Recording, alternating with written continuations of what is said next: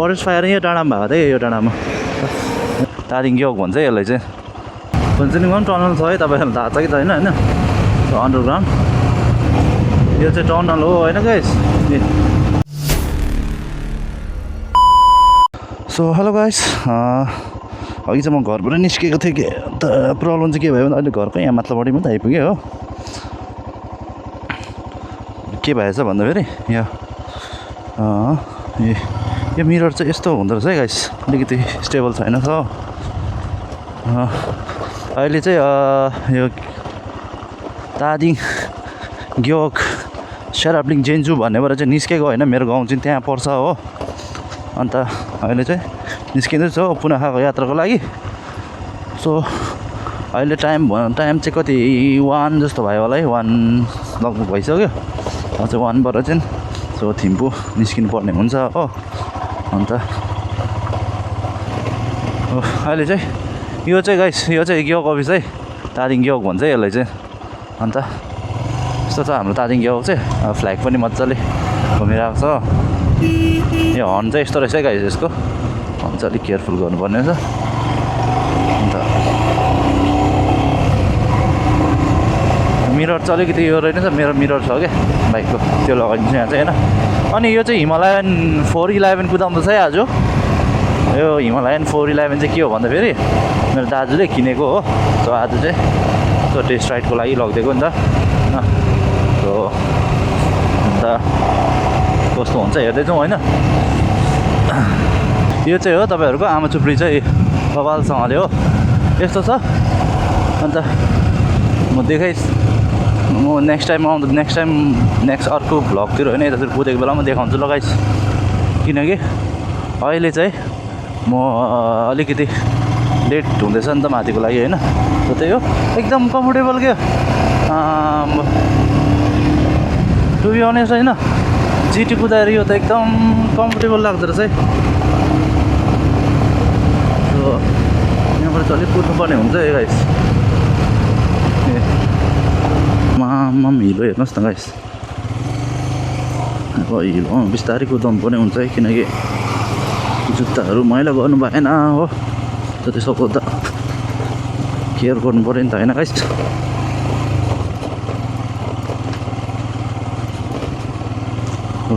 गरम भयो क्या गरम तर अलिक माथि पुगेको चिसो हुन थालिहाल्छ है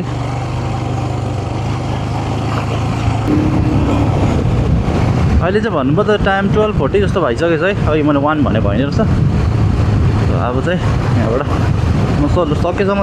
उज्यालोमै पुग्छु होला जहाँसम्म लाग्छ होइन ए गाइस यो चाहिँ हाउसिङ है तुर्सा हाउसिङ अहिले चाहिँ म तुर्सा हाउसिङ पुगेको छ है अनि एउटा कुरो चाहिँ अस्ति चाहिँ फरेस्ट फायर यहाँ डाँडामा भएको थियो यो डाँडामा होइन फरेस्ट फायर भएर अन्त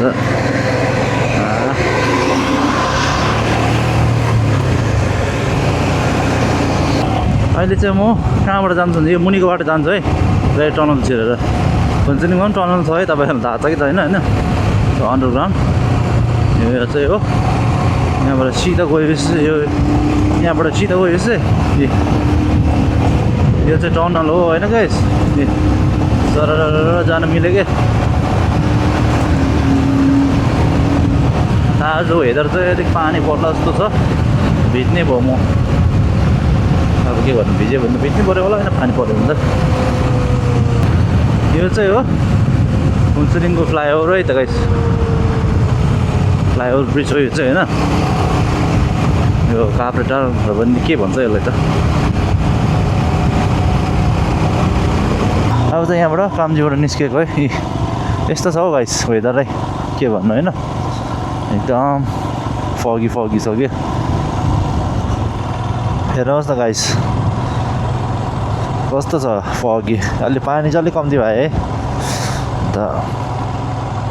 फगी चाहिँ एकदम त्यतिकै छ हो भाइजर लगायो भने त केही नदेख्ने रहेछ अन्त भाइजर चाहिँ खोलेरै कुदाइरहेको छ है जुम्जा भनिन्छ है यसले भनिन्छ जस्तो लाग्यो मलाई चिसो हो खै फगी चाहिँ यता अलिक कम्ती भएछ हो मेन फगी भएको जग्गा चाहिँ मैले काटिसक्यो अन्त पानी पनि त्यति आउँदैन होला देखो हेरौँ यो त चाहिँ पानी बेसी पर्ने जग्गा हो क्या अहिले चाहिँ घेदु पुग्नु लागेको अवस्था पुग्यो भने घेदु अब तपाईँ यहाँबाट गयो भने चाहिँ उँधो गयो भने चाहिँ के भन्छ भन्दाखेरि उयो है काली खोला पुग्नु सक्नुहुन्छ हो राइडर अन्त उता उता जान्छ क्या त्यहाँदेखि त्यो अघि देखाएँ नि मैले बाटो त्यो बाटो चाहिँ तपाईँहरू उता पनि पुग्छ है के भन्छ त्यसको नाम एकछिन लगाइस् हेर्नुहोस् अब ट्रक लोड बोकेर हो त्यो जग्गाको नाम के पो भन्छ हौ ए पासाकाहरू पुग्छ क्या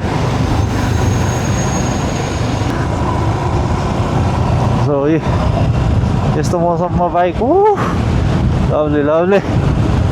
आँखामा त आइरहेको छ पानी अलिअलि अब चाहिँ यहाँ काटेर चाहिँ पानी नपरिदियोस् है प्रभु ए यो चाहिँ हो गेदु कलेज अन्त तल क्लक टावर गेदु क्लक टावर छ है त गाइस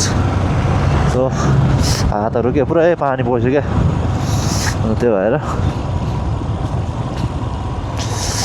गेदु कलेज पुग्यो म चाहिँ अहिले हो म क्या दामी के हुँदा त हेर्नुहोस् न गाइस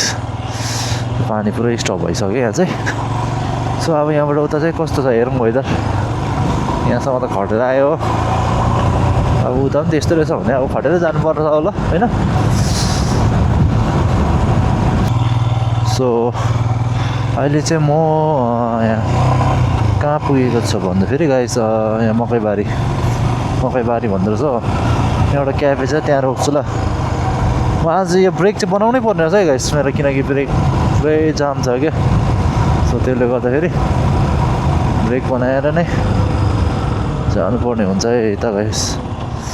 यहाँनिर एउटा सुपर मेट्योर रहेछ है गाइस खतरा भिज्यो के खतरा सो मैले पाक गरेर राखौँ अहिले चाहिँ होइन हो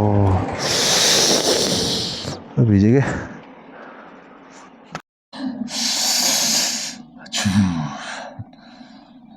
मेरो चाहिँ सो अहिले चाहिँ यहाँ कफी पिउँदैछ है गाइस अति नै चिसो क्या अति नै अहिले चाहिँ कहाँ स्टप गरेको छु भन्दाखेरि म चाहिँ अहिले के भन्छ यहाँ मकैबारी भन्दो रहेछ है त्यहाँनिर स्टप गरेको अब चाहिँ डाइरेक्ट थिम्पूमा एउटा स्टप गर्छ होइन त्यहाँदेखि चाहिँ बिस्तारै कस्तो हुन्छ होइन